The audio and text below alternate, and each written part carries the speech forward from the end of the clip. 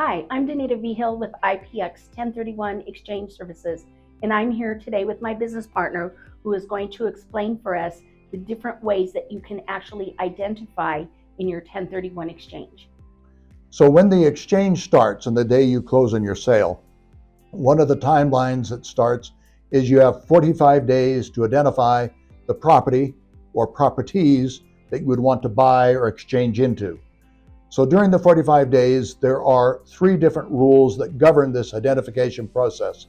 And to identify, it doesn't mean that you necessarily have to be under contract to purchase the new replacement property.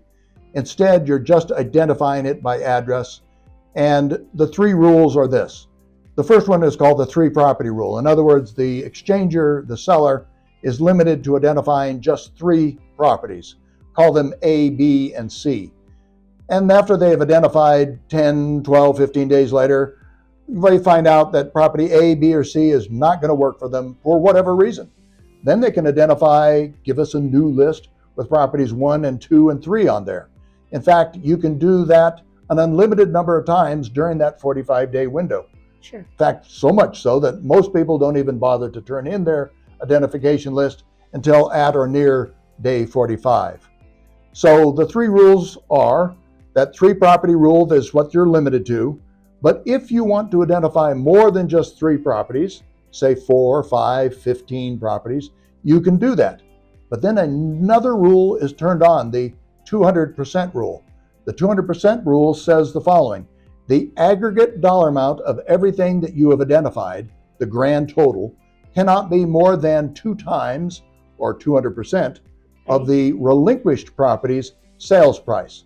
For example, if that relinquished property sold for $300,000, 2 times or 200% of that would be $600,000. That $600,000 now becomes your limit or your cap if you have identified more than 3 properties.